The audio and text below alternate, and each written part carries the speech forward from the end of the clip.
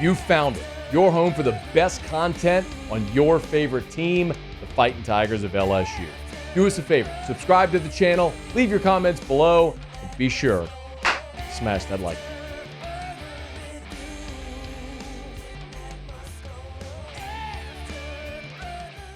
So, on Thursday and Friday, LSU got some unfortunate news. Thursday evening, we learned that Dominic Williams, the defensive line transfer from TCU, picked Oklahoma. It's a guy that LSU had targeted, had on campus late last week, and saw the video that Dominic Williams and his crew were over at Supper Club. But he picked Oklahoma. And then a day later, we learned that Simeon Barrow, the Michigan State defensive line transfer, also passed on an opportunity to sign with LSU as he picked the Miami Hurricanes. So the two main targets that LSU had out of the portal, both end up picking other schools. I'll remind you, of course, like these are Brian Kelly's own words at the end of spring about what LSU was targeting in the transfer portal. I don't see any other positions that we need to be in the transfer portal for other than the defensive tackle position, really. And maybe those words are what are going to bite LSU at this point. Because if Brian Kelly had softened that even a smidge to say, we love the group we have. If there's a player worth grabbing in the portal, we'll certainly be in the mix there. But if not, we like the group we have. And that's certainly one way they could have approached it. But the way Brian Kelly said it kind of made it feel like there's a lot of real urgency there at defensive tackle. And now you've come up empty in the spring portal window, aside from Gio Paez, who you already had committed out of Wisconsin. I just want to share a little bit of what I've been able to learn. And it's such a weird paradigm shift because from the time NIL started till about the last, let's call it 6 or 8 months, LSU had really struggled in this area. And I've been a lot of you haven't liked me saying that. You've pushed back against it. But I'm not guessing. I'm telling you based on real conversations I've had. Listen, Gordon McKernan sat right here in the studio next to me and confirmed a lot of this when he was here near the end of the year. And he even gave you numbers. A year ago, the LSU roster, the collective spent about $4 million in NIL. Texas, who was in the playoff, spent $9 million on their roster a year ago. It's a massive gap. You have 3 boosters who are at the 7-figure level in NIL for LSU's collective. 3. And then you've got about 24 in total who are funding the thing. LSU has not really been able, the collective has not really been able to engage the average fan to make their donations through Bayou Traditions, and that's something I know that they're working on and working toward. But one of the more incredible things that's happened in the last 6 months is as they've gotten organized. Remember, it was the Go Enterprises was the original collective. It wasn't really very well organized or managed. They shifted to Bayou Traditions. Our friends over at Matchpoint have been deeply involved in that as well. And you've seen a lot more engagement and organization and fundraising. And the people that had been contributing to the collective increased their donations. And so the odd part to mention the paradigm shift is the last couple of years, LSU didn't have a ton of money to spend. This year, they do have the money. They're having trouble getting people to take the money. I think I shared this with you, but Brian Thomas, Mason Smith, Mekhi Wingo, LSU's collective offered each of them $500,000 to come back, to pass on the draft and come back. They all passed. Now, Brian Thomas obviously made the right decision. We can say the same maybe for Mason Smith, who went 48th overall. And then Mekhi Wingo, how high really could his draft stock have gone? Don't know. But all 3 of them passed on $500,000 worth of NIL. That's $1.5 million you got sitting there on the sideline. Now, what I'll tell you about Dominic Williams is Dominic Williams asked for a 7-figure deal. And LSU was not going to pay him a 7-figure deal. I want to give you some context, though. So a year ago, there were 3 players that picked Florida State that LSU wanted out of the portal. Keon Coleman, Braden Fisk, Fentrell Cypress. LSU, the collective, offered each of them $100,000 a year ago. Florida State's deals for each of them was $250K. So the total LSU offered the three of them was essentially equivalent to what Florida State was offering one of them. You aren't close. What I'll tell you is the offer that LSU's collective made to Dominic Williams was more than what Florida State paid those guys a year ago.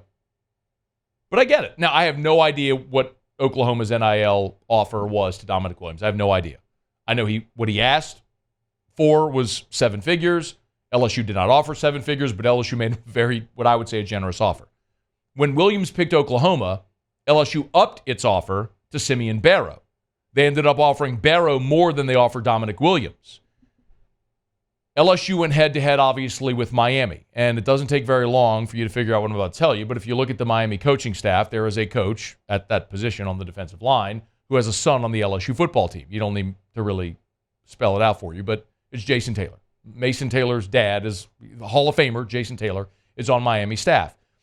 And suffice to say, when Jason Taylor has a lot of inner workings and knowledge of the way that LSU's collective had been the last 2 years, he was able to use that to negative recruit LSU to Simeon Barrow. And clearly, it worked. If nothing else, planting some seeds of doubt. Or maybe it's that the guy wanted to go play for a Pro Football Hall of Famer. But either way, LSU missed on 2 guys despite having very full coffers in the NIL space right now.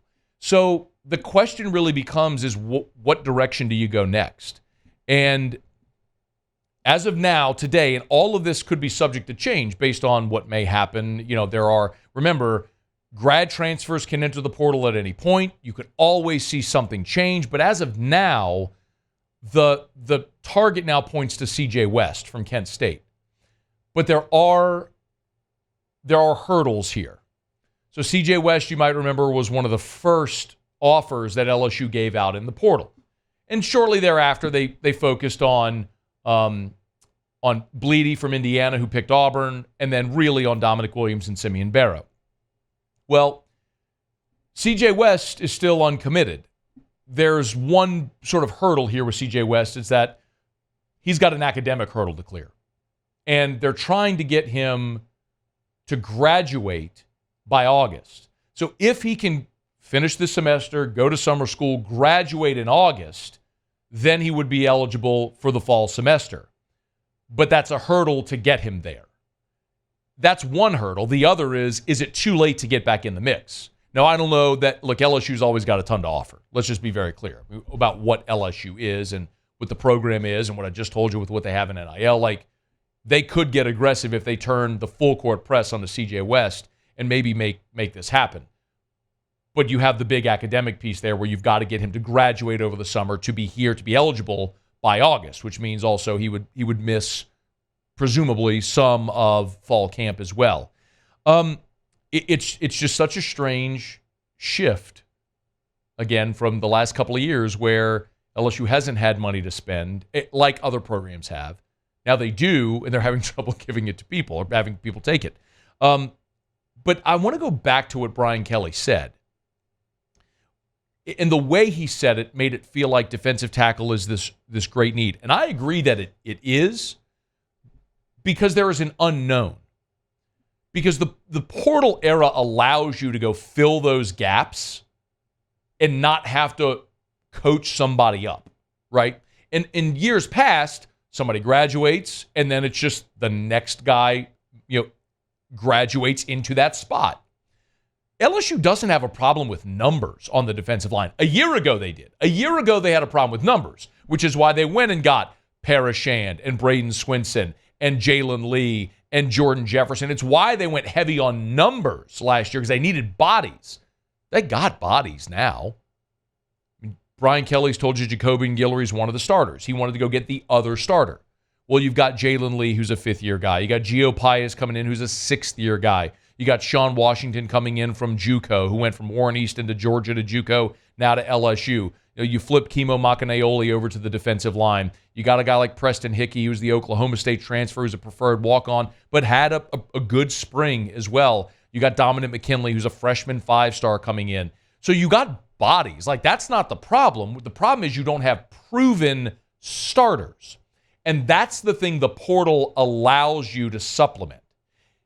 If there were no portal, we'd be talking up Sean Washington coming in from JUCO, or what could Dominic McKinley do as a freshman 5-star? Like, that's the conversations we'd be having right now.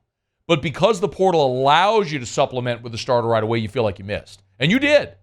But it's not to say the guys you have, nobody will step up. It's just a big unknown. It's a giant question. Will any of them step up? Is Jalen Lee ready to be, a guy that takes 65, 70% of your defensive snaps? I don't know. Maybe. The one thing that's certain is Dominic Williams would have come in, or Simeon Barrow, and done that right away. So you just have a big question. You have bodies, but with those bodies come questions. See if anything changes between now and kickoff in Las Vegas. Hey, thanks so much for watching. Please leave your comments. I love to interact, and be sure to hit the red subscribe button below.